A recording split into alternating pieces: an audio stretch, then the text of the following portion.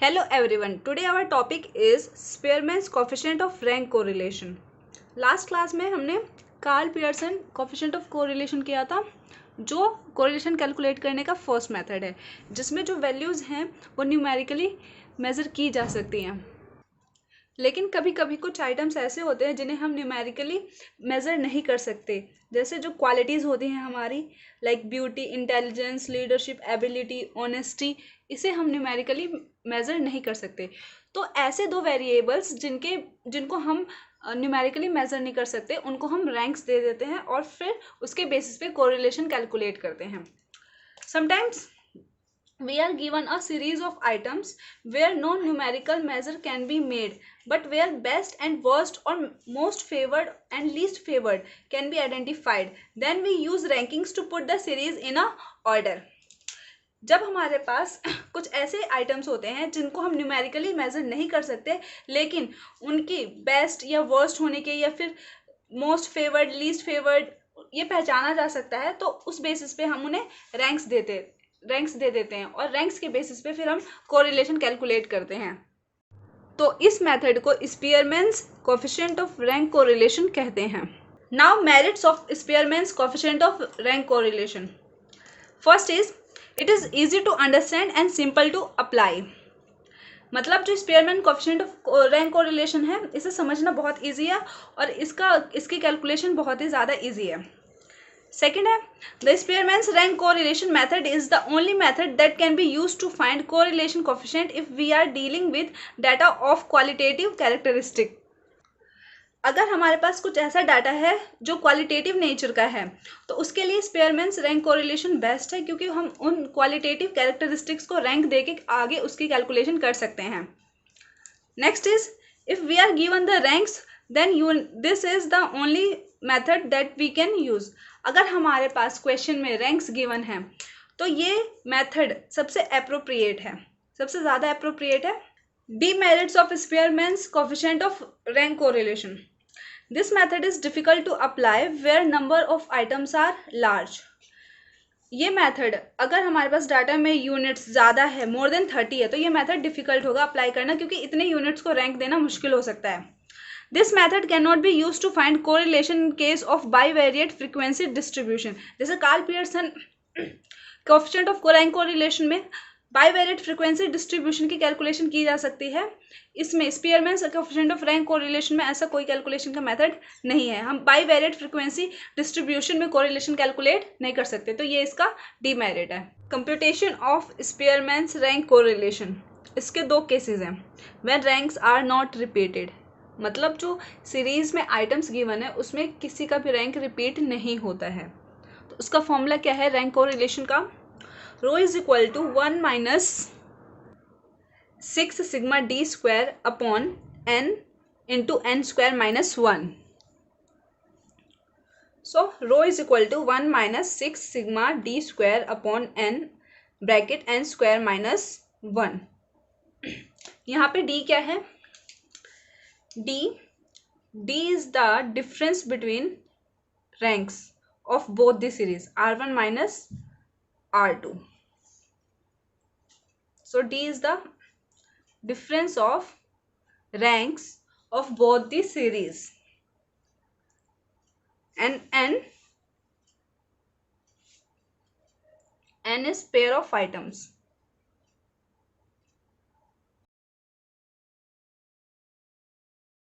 Ten competitors in a beauty contest are ranked by 2 judges. Calculate the Spearman's rank correlation coefficient. एक beauty contest में 10 competitors थे, उनको 2 जज ने ranks दिए, रैंक गिवन बाय जज 1 एंड रैंक गिवन बाय जज 2। तो इसको हमने R1 मान लिया और इसे R2 मान लिया। अब हमारा फॉर्मूला क्या है रैंक कोरिलेशन का? Rho is equal to 1 minus 6 sigma D square upon n into n square minus 1। इसके लिए हमें d की कैलकुलेशन यानी डेविएशंस निकालना होगा। डेविएशन क्या है? Difference between R1 and R2। तो पहले हम d कैलकुलेट करते हैं। What is d? D is the difference between R1 and R2. So 1 minus 6, ये D. 1 minus 6, minus 5, 6 minus 4, 2, 5 minus 9, minus 4, 10 minus 8, 2, 3 minus 1, 2, 2 minus 2, 0, 4 minus 3, 1, 9 minus 10, minus 1, 7 minus 5, 2, 8 minus 7, 1. Now we will calculate the value of D square. D square. Minus 5 square, 25. 2 square, 4. Minus 4 square, 16. 2 square, 4. 2 square, again 4. 0. 1 square, 1. Minus 1 square, 1. 2 square, 4. 1 square, 1. So sigma D square will be 60. अब फॉर्मूले में values put कर देंगे. सो 1 minus 6 sigma D square. Sigma D square is 60. 6 into 60 upon n. What is n? Pair of observations. 1, 2, 3, 4, 5, 6, 7, 8, 9, 10. N is 10. So 10, 10 square minus 1.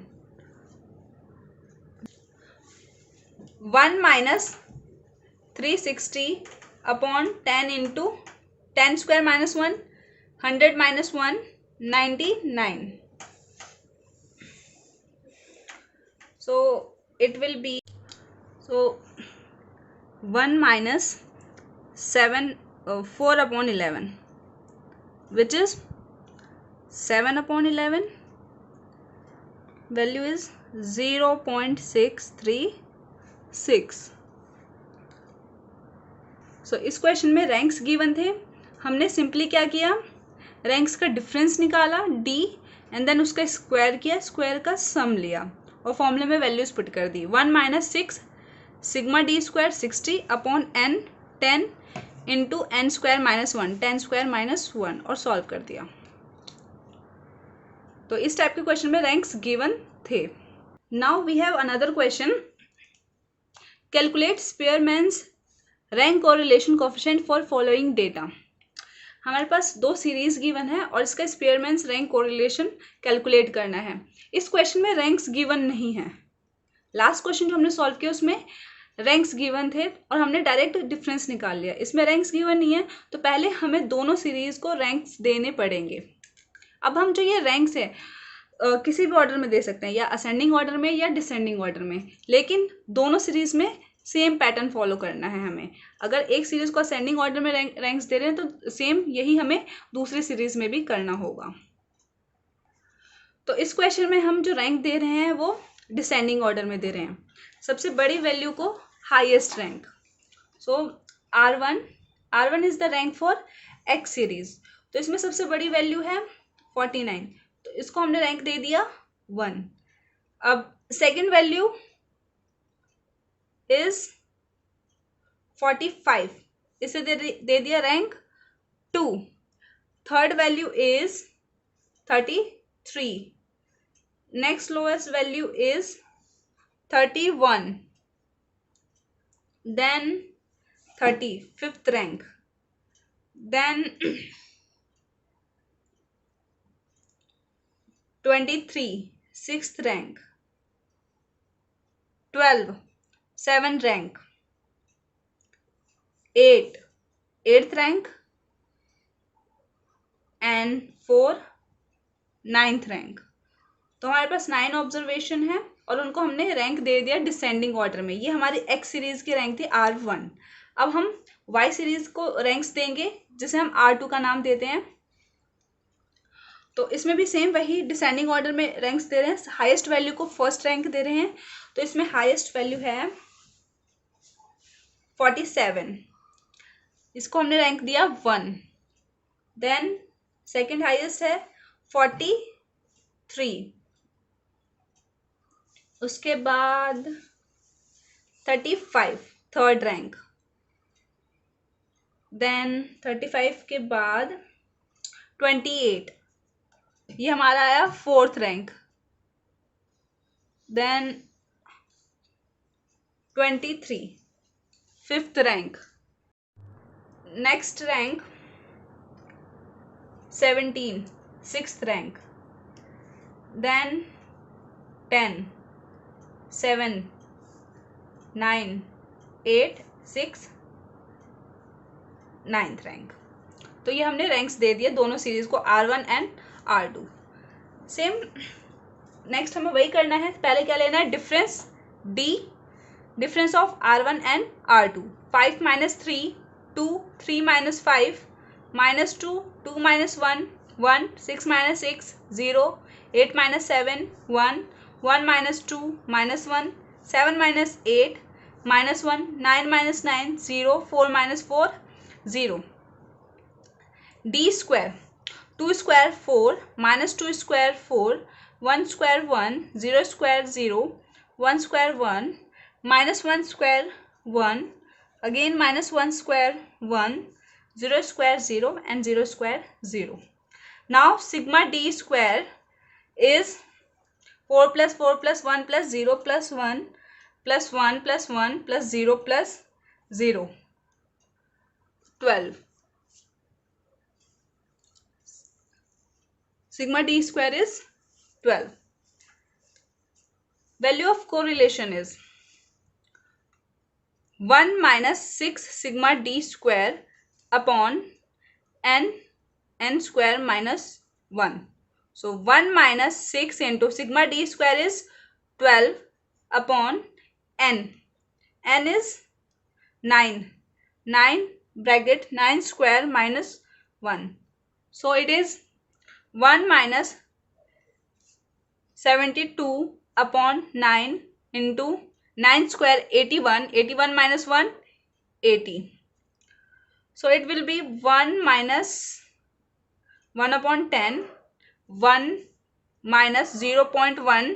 So 0.9. इस question में हमारे पास ranks given नहीं थी, वैल्यूज गिवन थी, तो पहले हमने उन्हें रैंक दिया, देन कोरिलेशन की वैल्यू फाइंड आउट की। तो इसमें कोरिलेशन की वैल्यू आ रही है 0.9।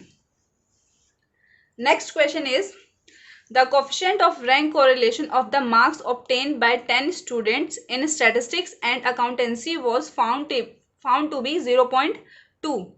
It was later discovered that the difference in ranks in the two subjects obtained by one of the students was wrongly taken as 9 instead of 7. Find the correct value of coefficient of rank correlation.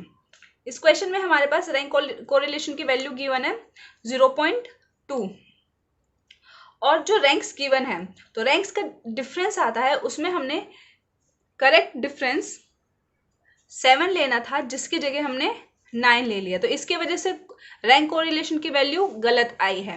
हमें क्या करना है, correct rank correlation की value calculate करनी है। तो इस question में n की वैल्यू है 10, तो n is equal to 10। Correlation की वैल्यू है 0.2। 0.2। अब हम फॉर्मूले में वैल्यूज सब्स्टिट्यूट कर देते हैं ताकि हमें सिग्मा डी स्क्वायर की वैल्यू पता चल सके। तो correlation is equal to 1 minus 6 sigma D square upon n into n square minus 1। Correlation की वैल्यू गिवन है 0.2। 0.2 is equal to 1 minus 6 sigma D square upon n is 10, 10 into 10 square minus 1. So it will be 6 sigma d square upon 10 into 10 square minus 1. 100 square minus 100 minus 199 is equal to 1 minus 0.2. So 6 sigma d square upon 990 is 0.8. So it will be 6 sigma d square is equal to 0.8 into 990. Sigma d square is 0.8 into 990 upon 6. तो value of sigma D square is 132।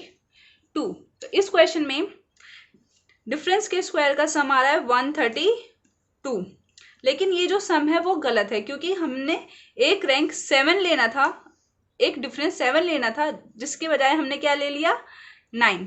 तो हमें सबसे पहले निकालना होगा correct sigma D square 132। इसमें हमारी 9 value incorrect थी, तो इसको हम माइनस कर देंगे इसके स्क्वायर को। एंड करेक्ट वैल्यू थी 7, तो उसके स्क्वायर को प्लस कर देंगे, तो ये हो जाएगा 100। Now value of correct correlation will be 1 minus 6 correct sigma D square upon n square minus 1। So correct row is 1 minus 6 correct sigma d square upon n into n square minus 1. So 1 minus 6 into correct sigma d square is 100 upon n. n is 10. 10 upon 10 square minus 1. So 1 minus 600 upon 990. So it will be 0.3939. Second case, when ranks are repeated. If there are 2 or more items with the same rank, so we assign common rank to each repeated item. अगर किसी भी series में 2 या उससे ज़्यादा items की same rank आ रही है तो हम उन आइटम्स के लिए एक एवरेज वैल्यू असाइन करते हैं। Formula of rank correlation in this case is 1 minus 6 bracket sigma D square plus 1/12 m1 cube minus m1 plus 1/12 m2 cube minus m2 plus and so on upon n bracket n square minus 1. What is m? The number of times first item is repeated. First item first rank जितनी बार repeat हो रहा है उसको हम m1 नाम दे देंगे, और m2 same ऐसे ही the number of times second item is repeated. second item जितनी बार रिपीट हो रहा है वो m2 हो जाएगा and so on. अब हम एक क्वेश्चन सॉल्व करेंगे इसे समझने के लिए। Calculate स्पीयरमैन्स coefficient of rank correlation from the following data. हमारे पास 2 सीरीज गिवन है x and y। In series x 57, 16, 24, 65, 16, 16, 9, 40, 33 and 48। इसमें हमारा एक आइटम है 16, वो 3 बार रिपीट हो रहा है। In series y 19, 6, 9, 24, 15, 6, 24, 13 and 13। इसमें भी 2 आइटम रिपीट हो रहे हैं, 13 2 बार और 6 भी 2 बार। तो हम सबसे पहले रैंक असाइन करते हैं R1 for X series. Same way descending order में हम रैंक्स दे रहे हैं क्वेश्चन इस X सीरीज को। तो इसमें सबसे हाईएस्ट वैल्यू है 65, इसे हम असाइन कर देते हैं rank 1। Then second highest is 57. Then third highest is 48. Fourth number पे 40 आएगा। देन फिफ्थ पे 33। सिक्स्थ नंबर पे 24। सेवेंथ नंबर पे 16। फिर 16 3 बार है, यानी 7th 8th और 9th तीनों नंबर पे 16 आ रहा है। तो M1 इस क्वेश्चन में जो फर्स्ट रैंक रिपीट हो रहा है हमारा 16 नंबर 3 टाइम रिपीट हो रहा है, और वो कौन कौन से टाइम्स पे 7th 8th और 9th पे। तो M1 हमारा आ गया 3, क्योंकि जो फर्स्ट नंबर है 16 वो 3 बार रिपीट हो रहा है, तो M1 आ गया 3। अब हम ये जो 3 डिजिट है 16 16 16 3 बार आ रहे हैं, वो 7th 8th और 9th टाइम पे आ रहे हैं, तो हम तीनों का एवरेज ले लेते हैं, वो आ जाएगा 8। तो हम तीनों वैल्यूज़ को 8 रैंक असाइन कर देंगे, ये भी 8 8 एंड 8। तो हमने 7th 8th और 9th रैंक दे दिया है। लास्ट वैल्यू 9, ये जो इसकी रैंक आएगी 10, तो ये R1 रैंक है। सेम वे R2 हम Y सीरीज को रैंक देते हैं, वो भी डिसेंडिंग ऑर्डर में। तो सबसे बड़ी वैल्यू है इसमें 24, तो 24 को first rank the.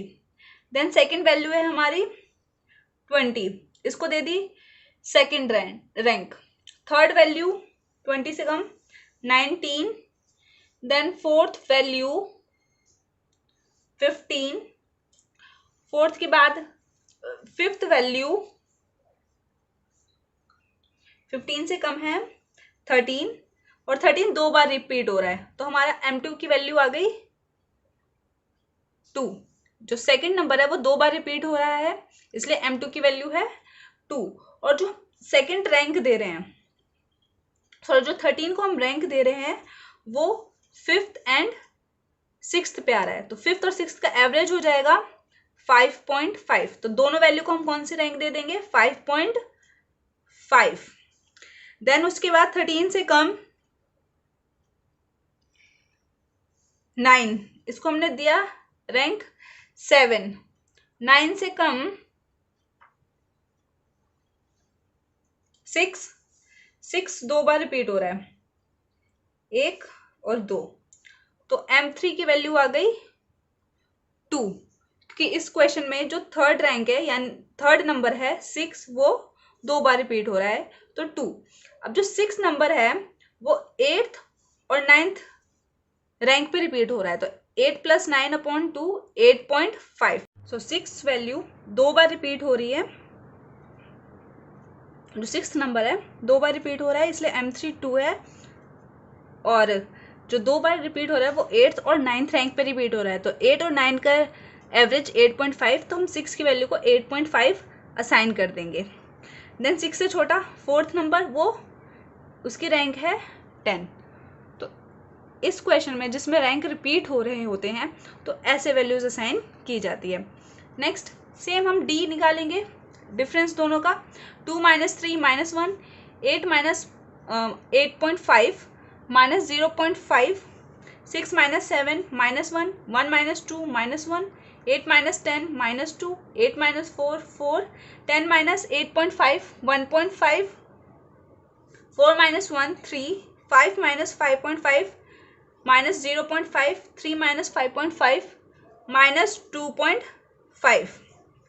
then D square -1 square 1, -0.5 square 0.25, -1 square 1 1, -2 square 4, 4 square 16, 1.5 square 2.25, 3 square 9, -0.5 square 0.25, -2.5 square 6.25. Now sigma D square, so it comes out to be 41. अब हम इसमें फॉर्मूला अप्लाई करेंगे। इस क्वेश्चन में हमारी M1 की वैल्यू है 3, M2 की वैल्यू है 2 और M3 की वैल्यू है 2। M1, M2 and M3। तो इस क्वेश्चन में M1 की वैल्यू है 3, M2 की 2, M3 की 2, N की 10 और सिग्मा D स्क्वायर की 41। अब फॉर्मूला अप्लाई करते हैं।